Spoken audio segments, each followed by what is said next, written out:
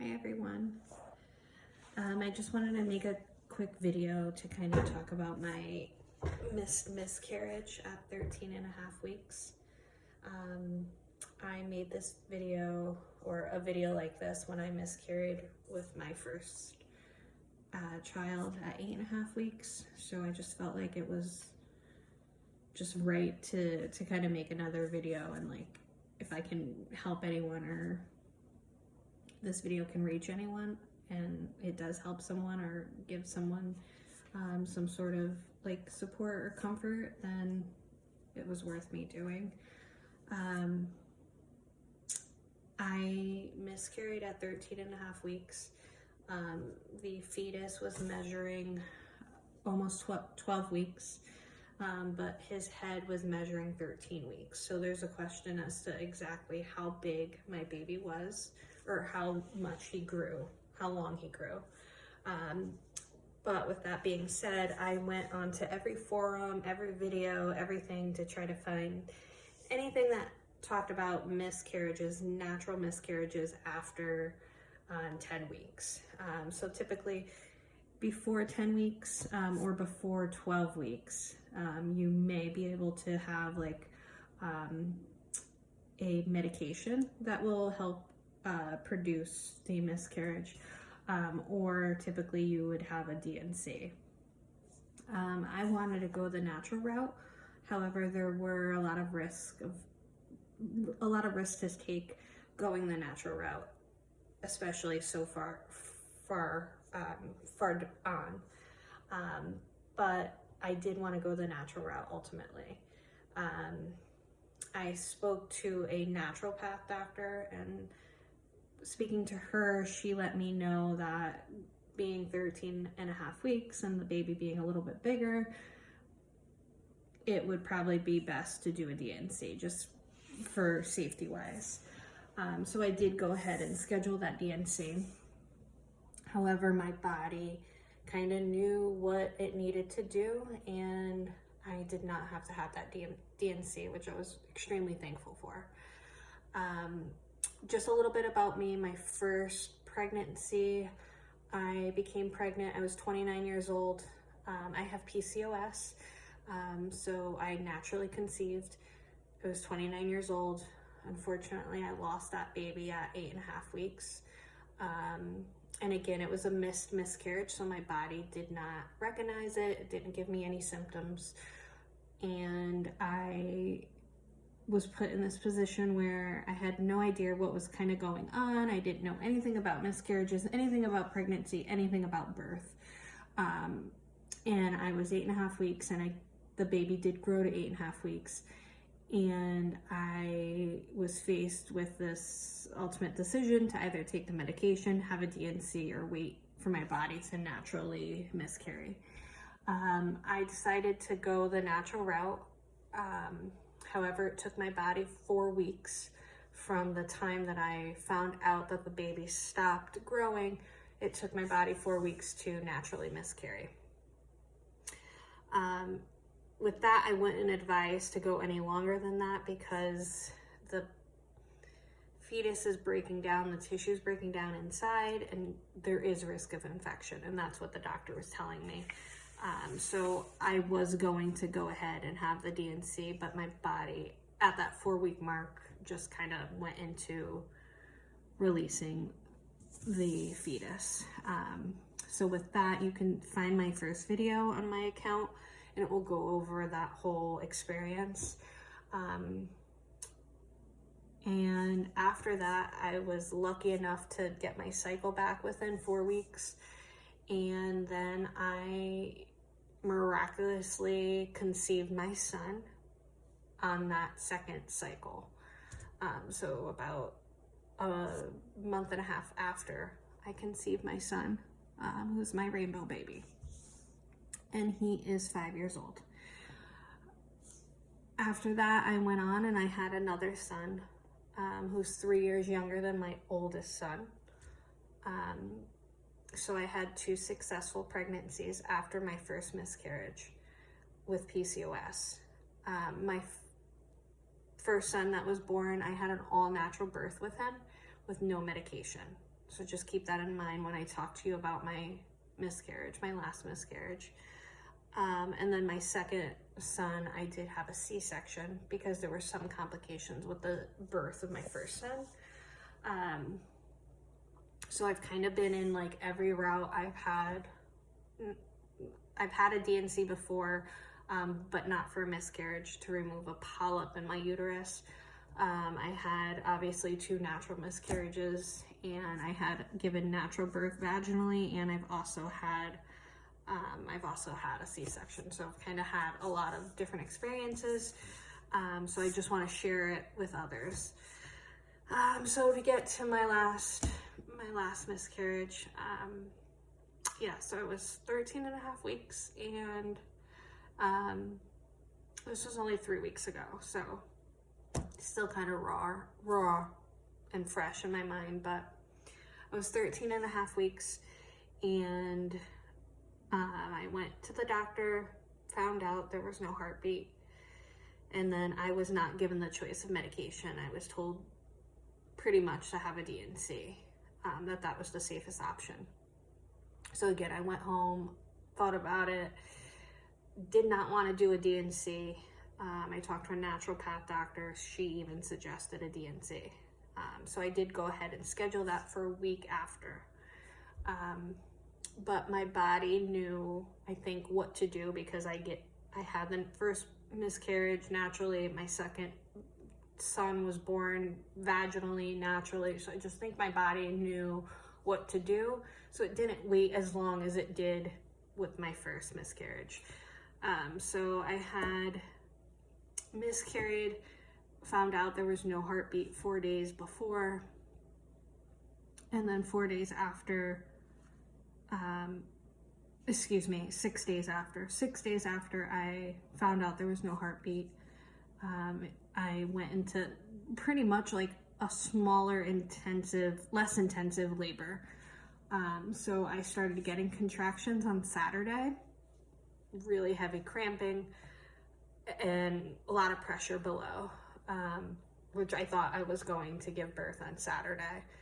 But I was able to go to bed and just kind of sleep on my side, and the contractions somehow went away. Wake up Sunday, and again, I didn't have any contractions, but around like, I would say 12 o'clock in the afternoon, I started getting contractions, and they started to get more severe. No, I'm not going to scare you.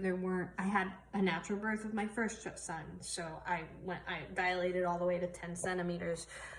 So I kind of know, I think my pain tolerance is a little higher, but this was definitely like giving birth contractions, but it wasn't as like intense, but they were painful.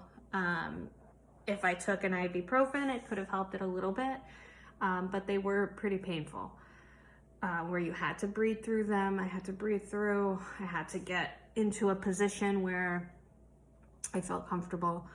But yeah, that was on Sunday at 12 o'clock. Contractions started, and then they started to become more intense and closer together. Also, I forgot to mention, Friday, I did lose my mucus plug. So I knew Friday, my body was getting ready. Saturday started contracting. Sunday at noon really started contracting. And the contractions started getting more intense. As I was in a contraction, my water broke. So not a lot of water, but clear fluid came out, and I knew, okay, baby was coming.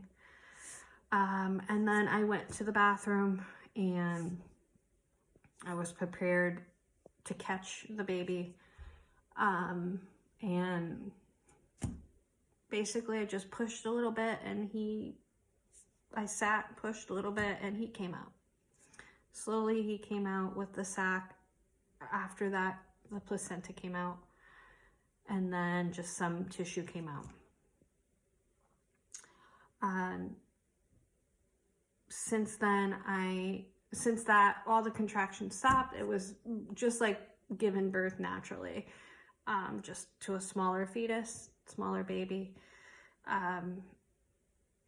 I bled like not heavy, not like my first miscarriage, nothing like that. So if you watch that video, it was nothing like that.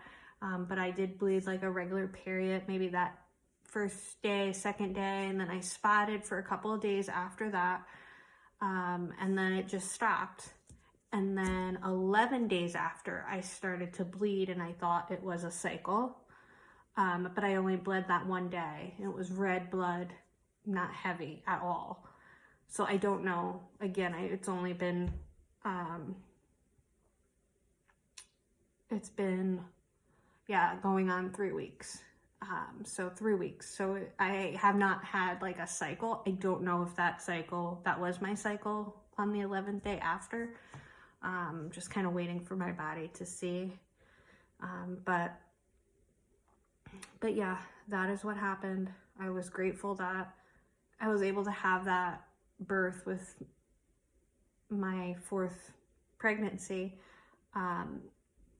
And I was able to hold the baby, and obviously he was a little fetus where he just fit my hand, but I was able to find his gender out through doing that naturally miscarrying at home, where I would not have been able to do that with a DNC, because he was diagnosed. I found out that the reason that I miscarried was he had tripody, and I apologize if I'm not pronouncing it correctly, but he had like another set of chromosomes on my side, so the egg produced another set of chromosomes. So most of the time babies with that do not make it out of the first trimester. So when I did the Natera, the genetic testing to find out his gender, it came back as low DNA. And that's when I kind of had a suspicion that something was going on, because both of my other sons that never happened with, and my first miscarriage, I was so early along that I didn't get that far as I did with this pregnancy. So doing it at home, I was able to obviously find out his gender and, bury him and just kind of like have a little bit of alone time with him, which is like, I know it's crazy. He was only 13 weeks, but yeah, so I just wanted to come on here and like make this video to let people know, or let any women know, or any birthing person know that it's okay and you can do it naturally. Just know that it's sort of like giving birth. You do contract, and you just have to be aware of risk of infection afterwards, and also like bleeding. So you have to be on top of your bleeding. Would I say to like always like have a natural birth at anything, like if the baby grew 13 weeks or more, I would definitely say do a DNC just to make sure that everything's cleaned out, because you don't want to get an infection. I did forget to mention that the day after the miscarriage on Sunday, so Monday, I did go back to the doctor. They did an ultrasound, and they said that my uterus was clear, and I did pass everything, and everything was clear. So there was no retained products of conception. So I would just recommend, if you are going to have, if you do choose to have a natural miscarriage at home, definitely have an ultrasound after to make sure that everything is cleaned out so there's no risk of infection. If you start bleeding, definitely a lot, like I did in my first video, definitely call, like I did with my first miscarriage. You'll see that in my first video. Definitely call your doctor and speak to your doctor. But I did do it, and so if you do want to go the natural route, definitely listen to your body and ultimately do what's best for you. Take your doctor's medical advice into consideration, but also take your own personal opinion into consideration about what you want to do and see if you can do it and if it's safe. So I'm sorry that you've had to find this video, but I hope that it can give somebody some sort of like hope that you can, after a miscarriage, you can get pregnant. You can get pregnant naturally with PCOS, and you can conceive. I'm not sure why I had to. I don't know if I'll have another. Like, I don't know if we'll try for another, and I don't know if we even decided to try for another, if we would have another miscarriage. But I'm grateful to have held 4 babies. And yeah, I'm just grateful for the whole experience. And I'm sorry that you're here watching this, but I wish you the best. And if you have any questions, definitely feel free to leave a comment and I will get back to you. Thanks.